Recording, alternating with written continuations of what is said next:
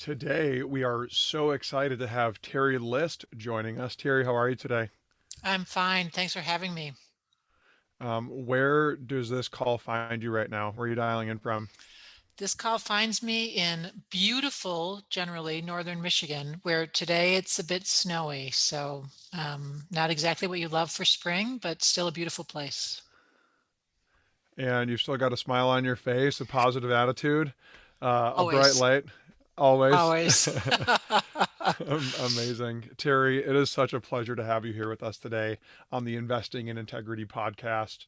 For our audience, just if you can share a bit about your story and how you've gotten into the finance industry and found yourself where you are today, just to give us some background.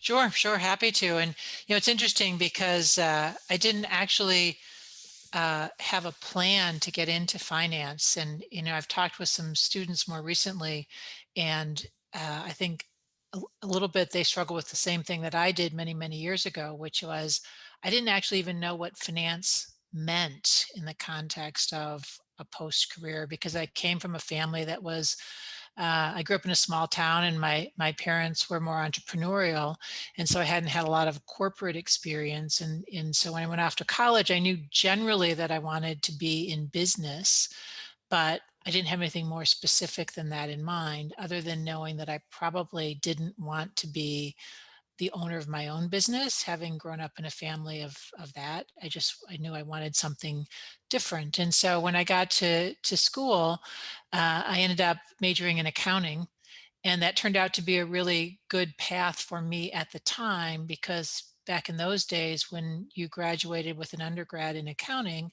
the general path was to go into public accounting.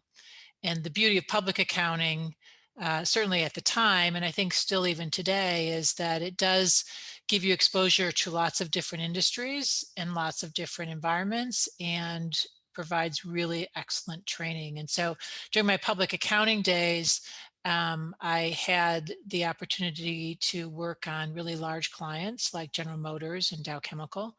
And it really did tell me that I wanted to have that corporate environment. And it actually did let me see what finance meant in the context of a corporation. And over time, as I went through my public accounting career, I had the opportunity to join Procter and Gamble. And that's where I really learned that I love consumer businesses. And so I spent about 20 years at Procter, in a variety of finance roles of all shapes and sizes. And that's where I really developed many of the skills and experiences that became quite useful as both a CFO and over time as a board member on some really terrific companies. And I remember from our previous conversations and even seeing some of your other interviews, at one point, sort of earlier in your career, you were approached by a boss, a manager of yours, who said, "Hey, there's this leadership development program or this management program that I think you'd be a great fit for." This was actually in an interview you did for the Microsoft board. Um, I would love to hear more about that experience, what that was like to first have an advocate, a mentor come and say, "Hey, I believe in you, and I think you have all this potential." You had even shared in your interview you weren't sure if you'd make it in that program, and here you are, decades later, with three Fortune 500 CFO roles under your belt, on the board of Microsoft, one of the largest companies in the world, on the advisory board of Scholars of Finance, for whatever that's worth on the list of accolades today. Um, tell us about that experience. What was it like to not only be tapped like that with to be told you have potential, but then to enter that program and explore it? Yeah, it's interesting because people will ask sometimes, are there certain junctures in your career that made a dramatic difference in your trajectory or path? And the one you describe is absolutely one of them. I was working at Deloitte in a relatively small office in Michigan. It was a small office that had the benefit of large clients, so it was really a great experience. And I was doing quite well. And because I've never been one to be particularly prescriptive on what my future holds, to be a little more open-minded about what's next. I really hadn't spent a lot of time being specific about what I wanted to do, but I did know that I was really liking the environment I was in. I felt very comfortable. I was excelling. And so I was sort of the analogy I use is a big fish in a small pond. And I was feeling really good about it. And so when this partner came to me and offered this prospect of this development program, he put it in the context of being an opportunity to compete with the best and the brightest in the national headquarters of the firm. And no doubt I found that terrifying. And he sensed that, and he was surprised by it. And he challenged me a little bit. And, as we talked about it, he said, Terry, I'm getting the sense that maybe you don't have the confidence to go do this. And he said, and if you don't have that confidence in yourself, how do you expect me or others to have confidence in you? And that was really an important moment for me. And I went home and I talked with my husband about it, and ultimately went in the next day, partly because of what he told me about the confidence, and partly because I'm just inherently competitive and I'm up for a challenge, whatever presented. And so I went in and I said, I'm all in. And we moved to New York, which is where the national office was at the time. And off I went. And I started out as a small fish in a big pond, and turned out that I competed fairly well, and it worked out for me. And it taught me a lot of lessons about having courage and a willingness to go into the unknown with a sense of confidence that I would be able to handle it. I can only imagine what it must have felt like to have someone say that to you very directly, very explicitly. I'm curious to understand how you think you built or developed confidence through that program. Like, how did that whole experience help you develop confidence? And how do you think that people, whether earlier in their career, just beginning investing, someone who's a seasoned executive, can develop that kind of confidence?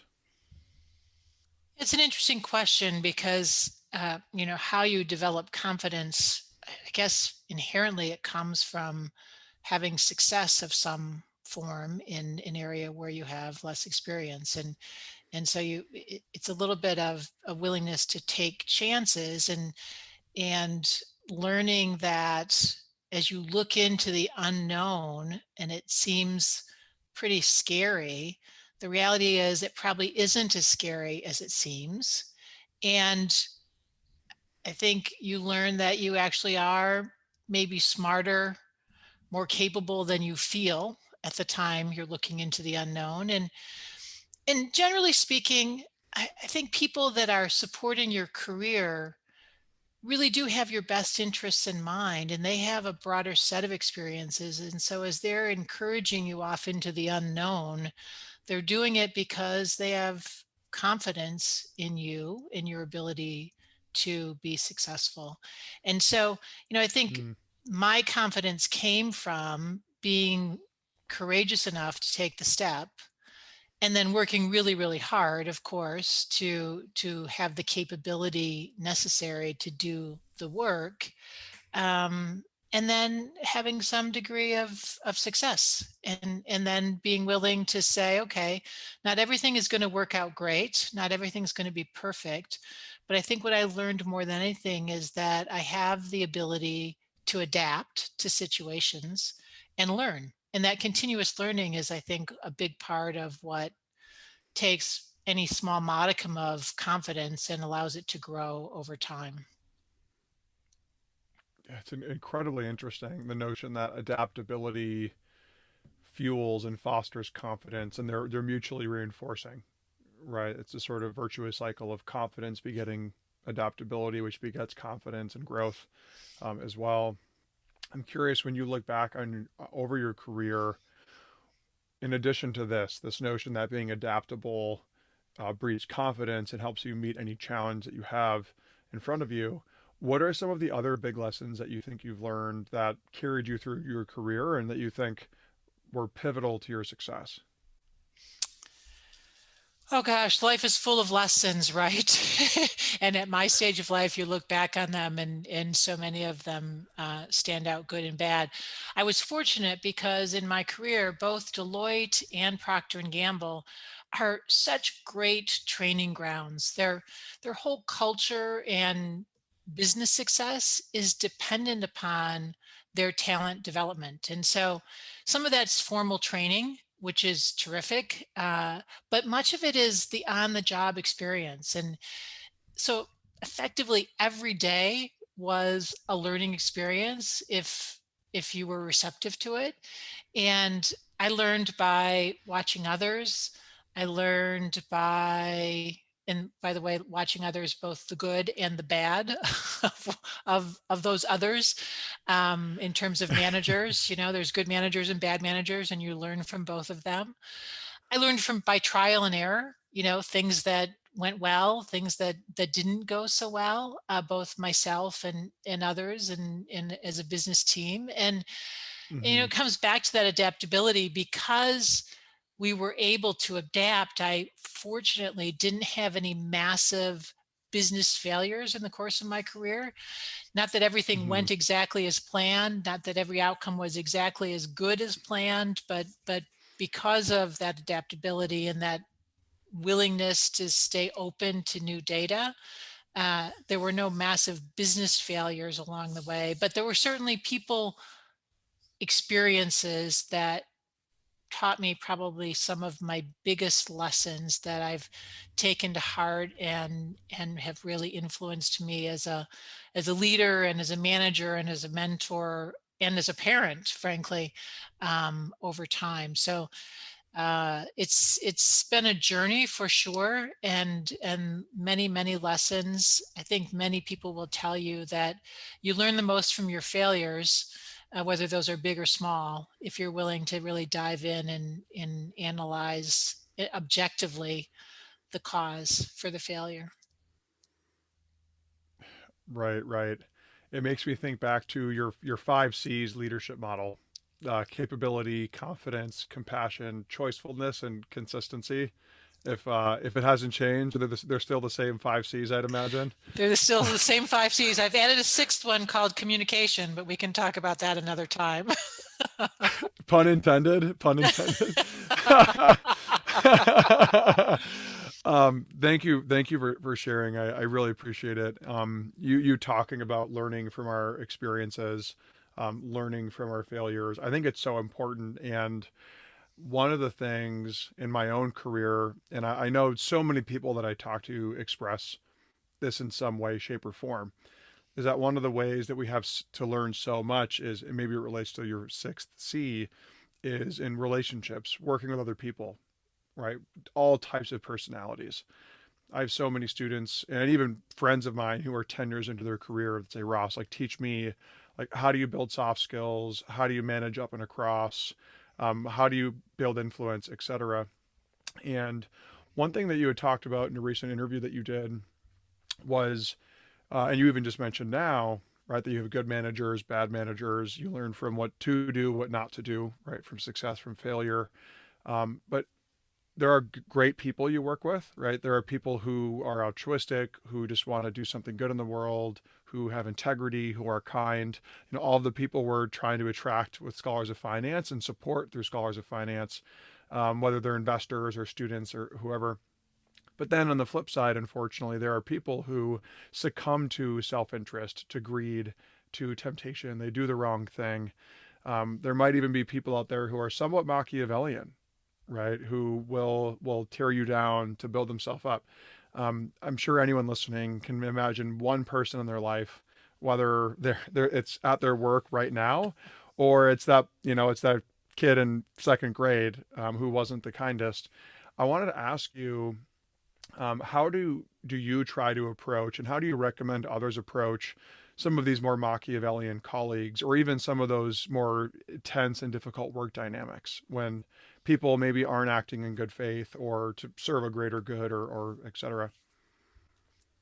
Yeah, it's a great question, and it's a bit of a hard one to answer. I think we all hope that the people that we are engaged with in whatever context are of the type you first described, the more altruistic, principled, high integrity people. Those are, I mean, that is why I have passion for scholars of finance, is because I think the more people we have in business of that ilk, the better business will be and the better the world will be. So I think it's incredibly important. And I like to think that I maintain my basic principle of assuming positive intent, because I do think most people are good people with good intentions.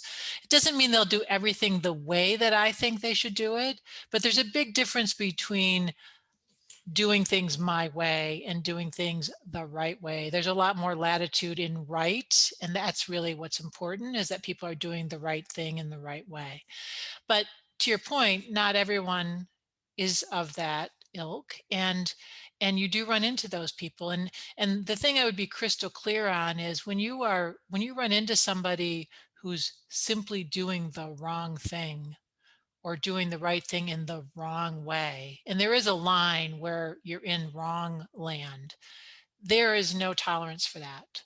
Whether you're in a corporate environment, whether you're in a different environment, that's a place where you actually just have to escalate the issue in whatever means makes sense in that context. There's could be whistleblowing programs in a corporate environment. I mean, those Hmm. that's but what I think is the hardest are the ones where it's just the positive intent is not there. The Machiavellian nature, as you describe, where people are really focused on bringing others down to enhance their position, and those are tough.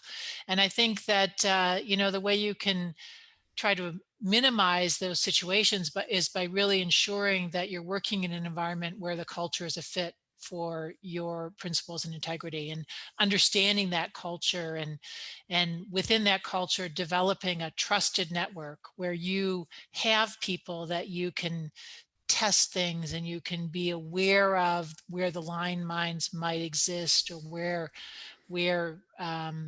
people where there are people who maybe you shouldn't assume positive intent. um, and then I think you just have to be smart about it, be a little bit intentional, be, while you're assuming positive intent, don't forget to verify that. You need to really just sometimes take the time to test the trust, so that you don't find yourself surprised by somebody who actually doesn't have the positive intent you've assumed. But there's no easy answer. It's unfortunately probably Hmm. one that you learn from bad experience, unless you really do have somebody guiding you along the way and warning you that you need to be cautious of certain people. Yeah, you talk about this notion of developing a trusted network that you can talk to and run situations by, get input on. And in a keynote that you did for a women in leadership conference, you had mentioned the importance of investing in personal and professional relationships, and that you've had some of your closest friends for 30 or 40 years now at this point. And I find that fascinating. I can't wait to look back with some of my own friends in 20 years and look back at where we've gone and what we've achieved. Hopefully, we've made a lot of impact and done as much good as you have, and I'm sure a lot of your friends have. And I'm curious if you can sort of describe the importance of relationships in your life and career, and also how you approach balancing kind of quality and quantity when it comes to networking and relationships.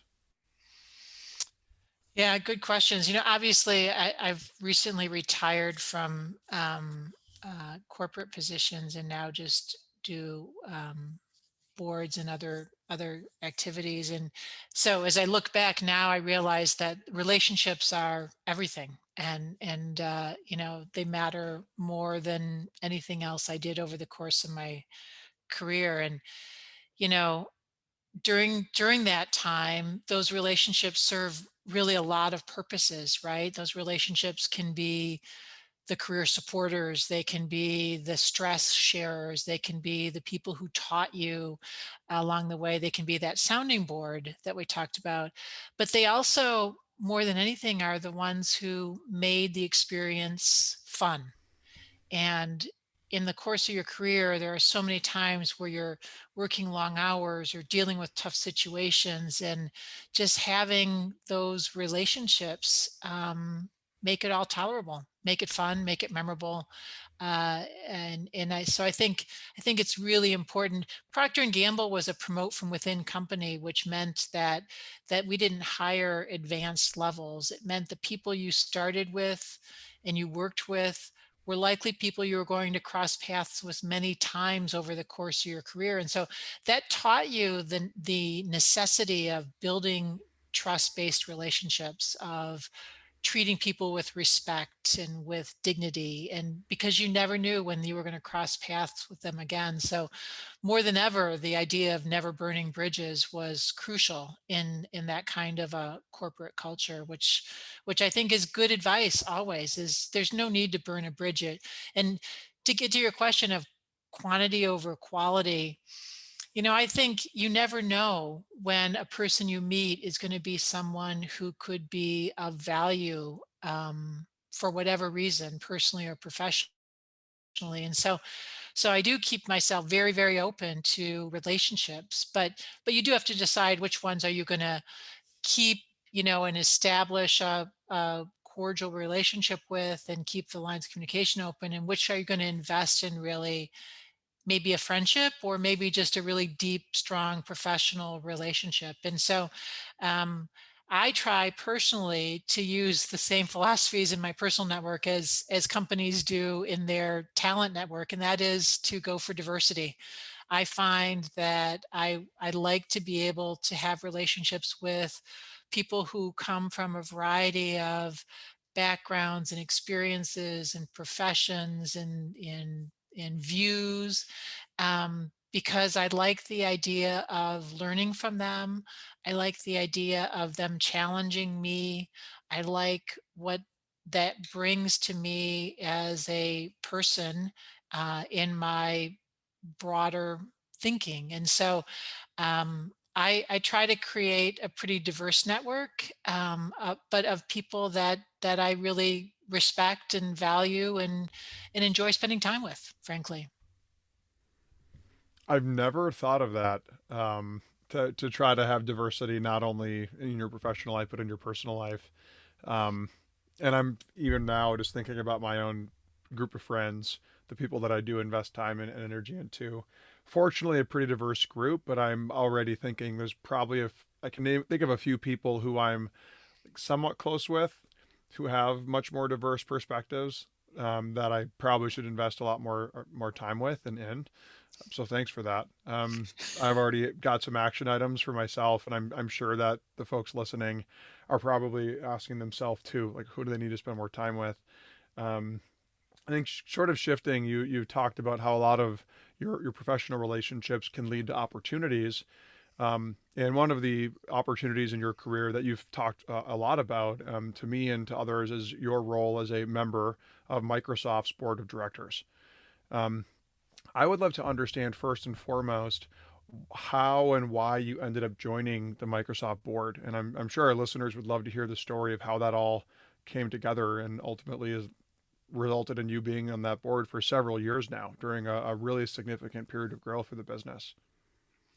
Yeah, it's interesting. I'm actually currently sitting on four boards of companies, and each one of those board positions came through a combination of recruiters, because most board positions actually do go through a recruiter, even if the board may have a good network of contacts.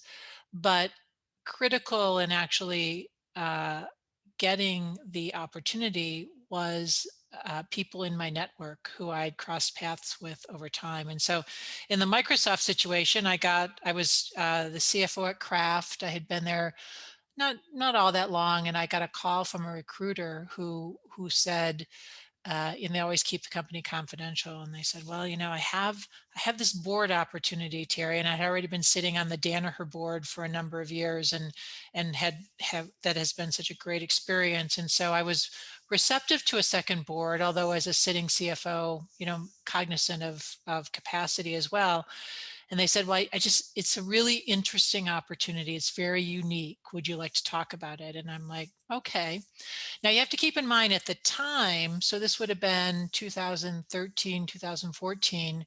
At the time, Microsoft was just a bit shrouded in controversy. They had just had a very public CEO succession where Satya Nadella had been named CEO after a very public search. There was a lot of the performance had been very poor. There were a lot of questions about whether Microsoft would actually survive or whether they were going to be extinct because the Windows operating system just wasn't enough in this environment. And so when I took the board opportunity, because I really was intrigued by it, it was a little bit of, listen, this is going to be a crucial juncture for the company, and I will either end up being a board member on a company that goes to glory or a company that goes to failure. and what a unique place to be. And as it turns out, of course, Microsoft has gone to great success in large part because of Satya's leadership and his focus on both changing the culture of Microsoft and having strategic clarity and excellence in execution against that strategy. And so it's been a terrific experience, but it turns out that, back to the beginning of the story, the opportunity to be on that board was tied to a former Deloitte partner who I had worked with in that fated national office assignment that I was encouraged to take early in my career. And we had worked together, and he was the chair of the audit committee of Microsoft. And so in the small world category, that became a part of the opportunity. So that's why you never burn bridges. Yeah, a powerful lesson. I can just, you think back to, for anyone who's listening who's in their 20s, 30s, you think back to that moment where you had that big meeting and you make that big decision and you have no idea what that's going to lead to. There's no way you, of course, could have ever imagined that, yeah, joining this leadership program, and really investing in confidence, at the behest of this partner, would lead 20 years later to being on the board of one of the largest companies on earth. Right? So you call it Serendipity. fated, Serendipity. you serendipitous, being opportunistic. I see it, and I think you're a really, really strong, compelling case, for people to, yeah, of course, have a general sense of what you love and what you enjoy, the work you like to do, challenges that you want to try to engage in, but to be a little bit opportunistic, to be open. You've talked about being open to opportunities. You've talked about being open to people, relationships. So definitely, I think an important key takeaway. And going kind of back to this notion of the board of Microsoft, and it at the time being either like a failure case or a success case. I mean, yeah, you mentioned it's been a success case. Would love to hear more about your experience on the board. What's it like being on the board of Microsoft? What are your board meetings like? What have you learned? Would love to just get a window into that experience. Yeah, so keep in mind, the role of the board is to represent the shareholders of the company by providing the governance and oversight of management. And so technically, the board is the CEO's boss. Obviously, that's the day-to-day running of the company is the responsibility of management. So the focus of the board is really to define the purpose and strategies of the company, to oversee the value system of the company, to monitor the capital allocation decisions, the talent development, the things that are necessary to ensure that the company can deliver on its objectives to shareholders. And so, you know, we're set up in committees to carry out some of these duties. There's a nomination and governance committee, there's a compensation committee, there's the audit committee. In some cases, there might be a technology committee or a regulatory committee, depends on the company. But that helps get some of the the necessary governance work taken care of. And so the board conversations are very much focused on, a little bit of current business and how that's progressing against the goals and objectives for the year, but primarily to be dealing with tougher strategic issues.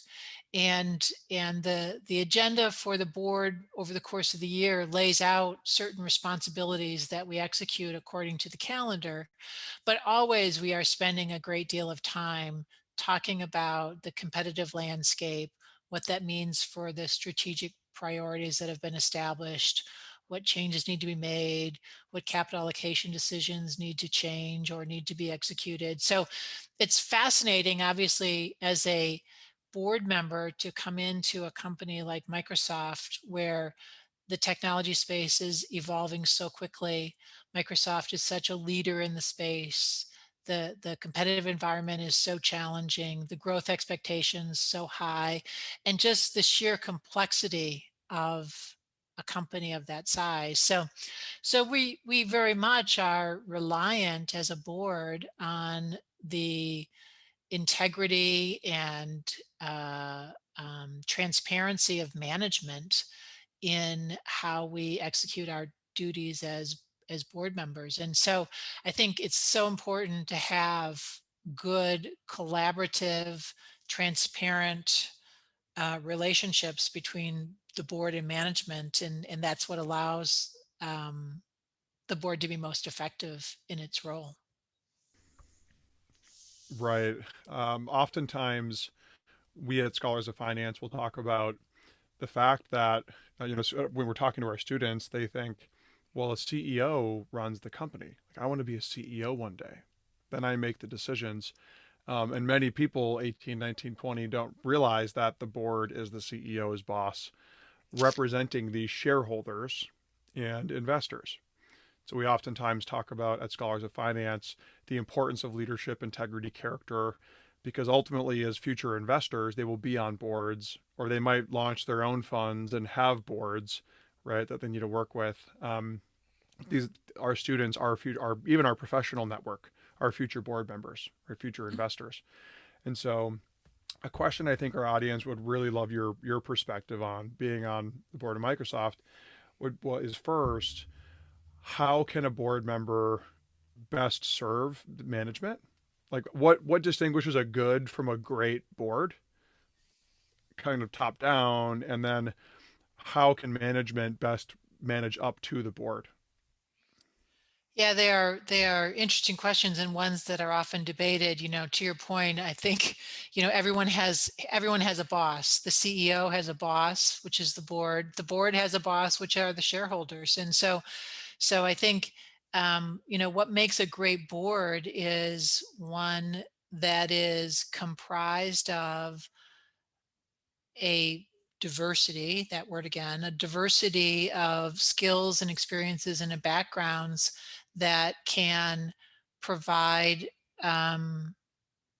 good advice to the company. And so you think about the industry that the company is operating in, you think about the geographic span, you think about the size and complexity, and you try to bring board members that can bring either similar or complementary experiences to the table to serve as advice and counsel to the CEO and the CEO's leadership team in who know the business the best. And so the idea is to have that candid dialogue where the management can look to the board for advice and guidance, and the board can constructively challenge management's thinking to make sure that you're triangulating to the very best answers for shareholders. And so there's some clear governance responsibilities that reside with the board. So you want to have people who are knowledgeable in board governance on the board, but then you also want a collective of other experiences that can really help drive the business and the value creation objectives of the company. Right. And when you sort of go into into a conversation with, let's say, Satya. Talk to us about more on the relationship level, on the interpersonal dynamics in a one-to-one perspective. What's it like to be a great board member to a CEO and build that personal relationship? And with the various boards you've been on, what has sort of typified the CEO that you think does a great job managing the relationship with you as a board member? I think this depends a lot based on the nature of the company and the experience set of the board member. And so, in a Microsoft situation where the leadership is so experienced in the nature of the business, um, the needs from the board are very different than, say, one of the startup companies. I sit on the board of Double Verify and Oscar Health, and these are companies who are just going public. And particularly for me as a CFO, the role is very different in that case because they actually are looking for help building their own capacity to operate effectively as a public company. So, where you are in terms of size and complexity, as well as maturity as a public company, I think affects how that relationship is developed. And so, I think every board member uh, feels that they have, or they should feel that they have, a very open relationship with CEO and management, and that they can reach out to them if they have questions about the company, or that the management can reach out to the board member with questions to get a perspective outside maybe their industry or outside their particular network. And so I think those dialogues are super important, and having that knowledge and, again, that trust-based relationship make a huge difference. I think it's absolutely incredible that in your role as a board member, you try to create that relationship where management can just reach out to you one on one, can call you, right, can reach out personally, and there is that trust. I know for myself as a young CEO starting something very early, I've had several members of my own board who have done that, where I feel like, gosh, the role of a CEO can be so lonely. I've heard many executives say, Fortune 500 CEOs to startup CEOs, and having board members that you can reach out to and say, hey, actually, I have this problem. I don't want to burden my team with it yet until we have a plan, a strategy, next steps. So can we just workshop this without having to worry even about the perspective, the perception of that board member, knowing that they have confidence in you and will help you problem solve. Having that trusted advocate, mentor, coach, if you will, I think is so valuable. And one thing that sort of train of thought leads me to is back to your point on diversity, is actually diversity on boards and just women actually in finance and the industry more broadly. Um, there was this 2019 analysis done by McKinsey, which found that companies in the top quartile for gender diversity on executive teams were 25% more likely to have above average profitability than companies in the bottom quartile. And I think I oftentimes talk about my mother, Rosemary. Her name was Rosemary. She's out in Minneapolis. I've talked to you about Rosemary as well. She was one of the first female vice presidents at Smith Barney. This is back in the early 80s. So I oftentimes talk about her, and I oftentimes talk about you as like a pioneer, right? Like shattering the glass ceiling when the glass was a foot thick, right? Um, and I want to ask if you could explain the importance of diversity, equity, and inclusion in business broadly, but on the boards, but just in finance as well. I don't actually think of myself as a pioneer, but I appreciate that perspective, Ross. Um, I think the answer here is so obvious that I don't even need to belabor it. The value of diversity is simply the ability to have the perspectives around the table that allow you to make the best decisions and develop the best action plans. And if you don't have diversity of experience and background and culture and principles, you're simply not having the depth of and richness of conversation that gets you to the best answers. And so I think it's as simple as that. You need those views at the table. They reflect your customers, they reflect your stakeholders, and they should be at the table. Completely agree. And one question that we oftentimes wrestle with, and we're always exploring and trying to get better and better at, is how to help women succeed in finance. Women are an underrepresented group in the industry. This is one of the reasons we're so excited to have you on our advisory board, right? So you're a role model and inspiration to the women in our organization. You come and speak, you share your time and energy and show them the heights of achievement they can too reach when sometimes it feels like they're in an environment where the deck is stacked against them, right? Where the cards aren't necessarily playing out in their favor from the beginning. And so I want to ask if there are any sort of skills or abilities that you've found women actually disproportionately bring to the table.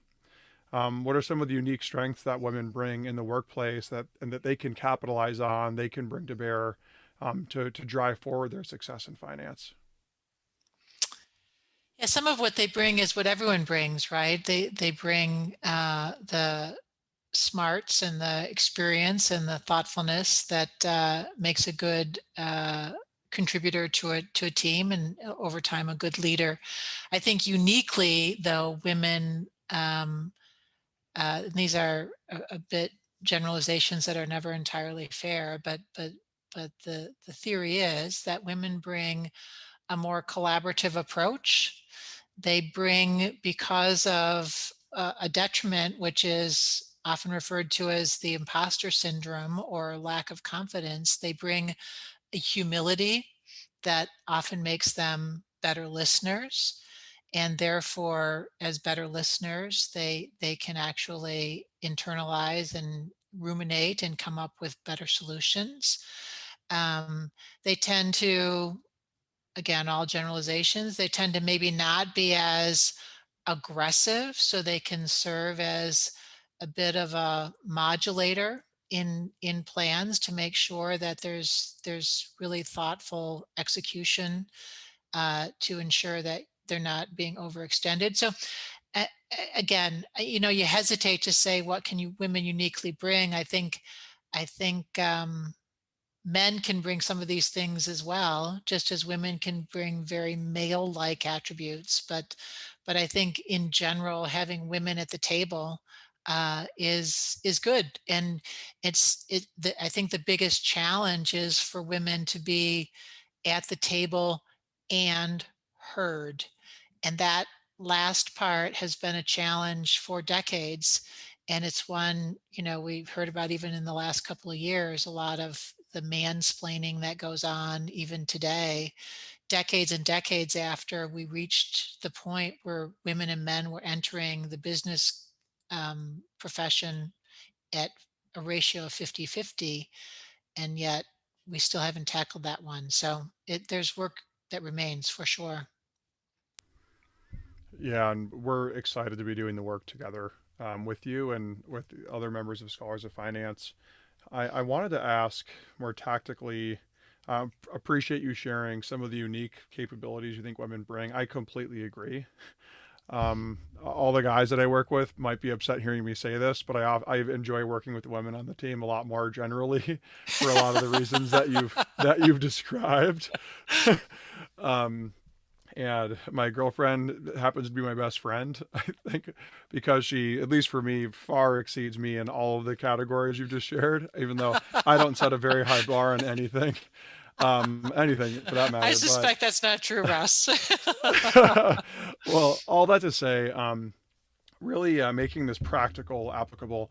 What can women do to increase their odds of success, right? To advance in this world where you're saying they're still not being heard like they need to be, and conversely, share with all the guys listening, what can we do to help women advance and succeed as well, so we can finally achieve this state of equity that we're all longing for.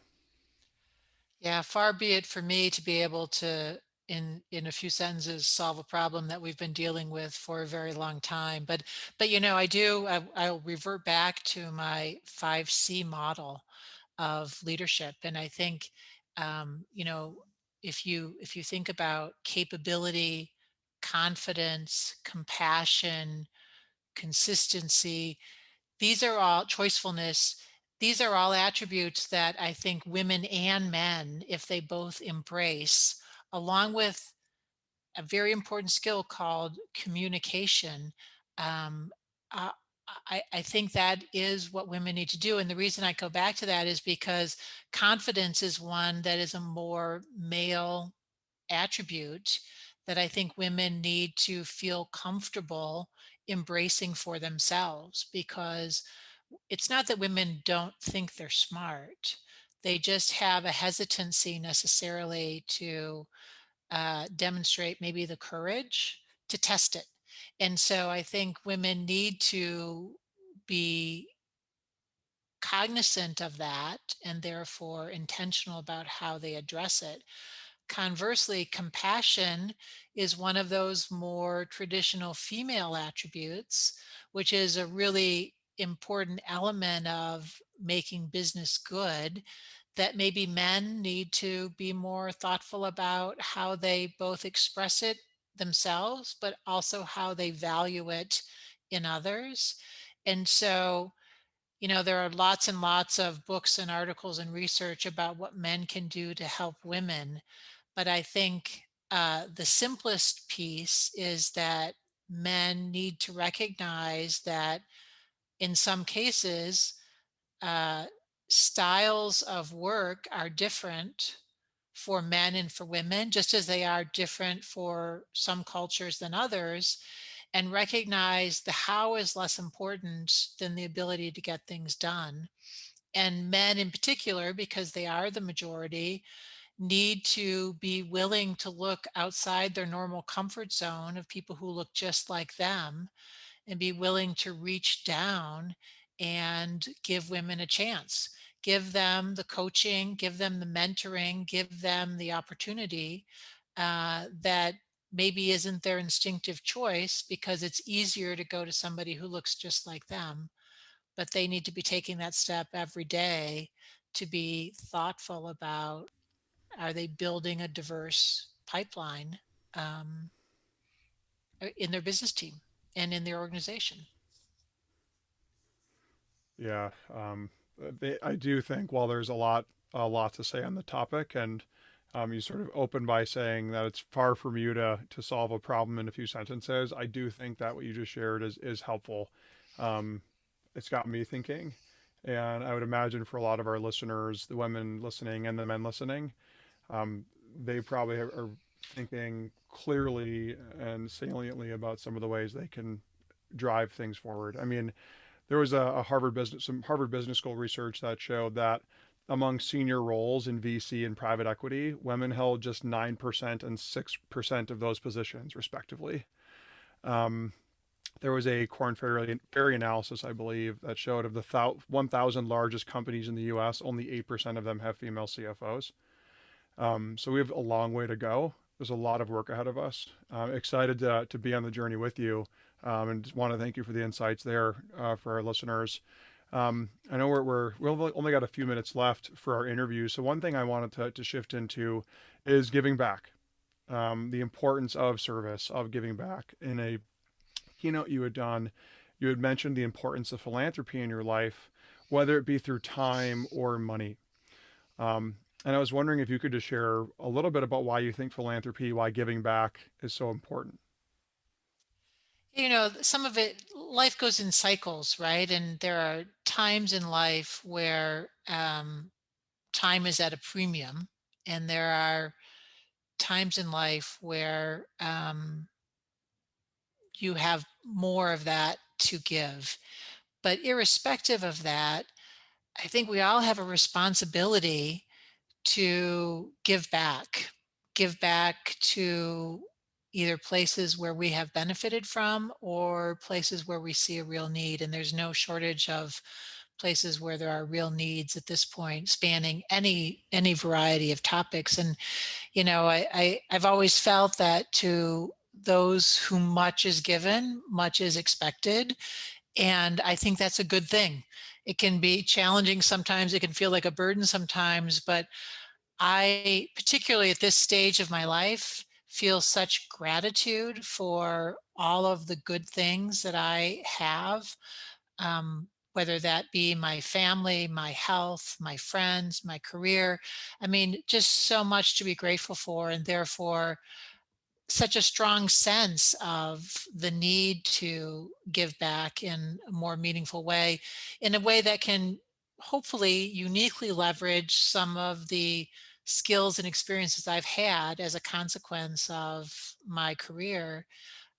So that's where I personally focus. But I think it's about where are your passions, and how do you match your passions with your capabilities to have impact. And I think the feeling you get from that is better than just about anything.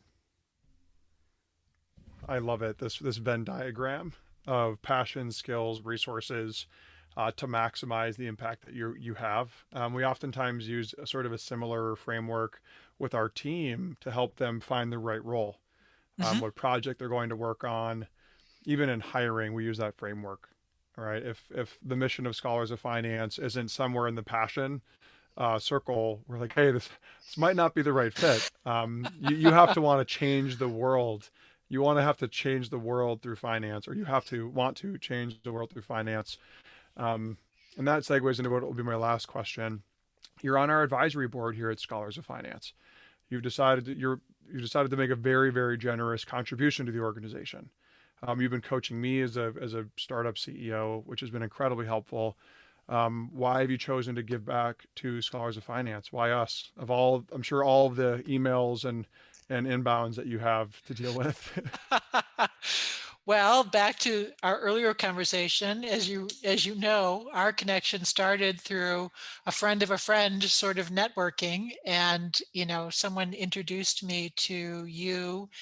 And who cannot, particularly with my background, how could you not believe in the power of investing in the next generation of leaders?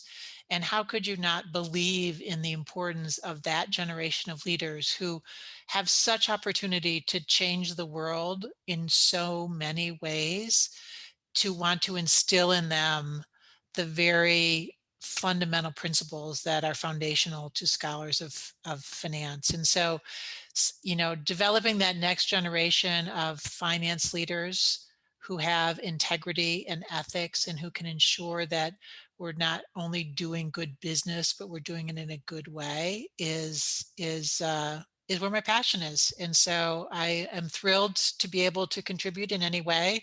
Thoroughly enjoyed the opportunity to get to know you, Ross, and to participate in some of the activities of Scholars from Finance. And I really believe you're making a big difference to the future business. Thanks, Terry. I hope that you are right. We hope to. We're working hard, and it's thanks to you and all of our listeners and everyone in our growing community that we're making some impact. Hopefully, not just now, but for forever, for the long term, as we collectively mobilize capital to the right places, to its highest and most productive uses, through high integrity, ethical leadership, like you mentioned. Um, I guess with that, we're at time, Terry. So I want to thank you. I know you're busy. I want to thank you so much for our time today. The conversation's been incredibly insightful. Cannot wait to hopefully have you on again soon. And thank you. Thank you. Thank you. Thank you. Thank you, Ross. It was great to be here.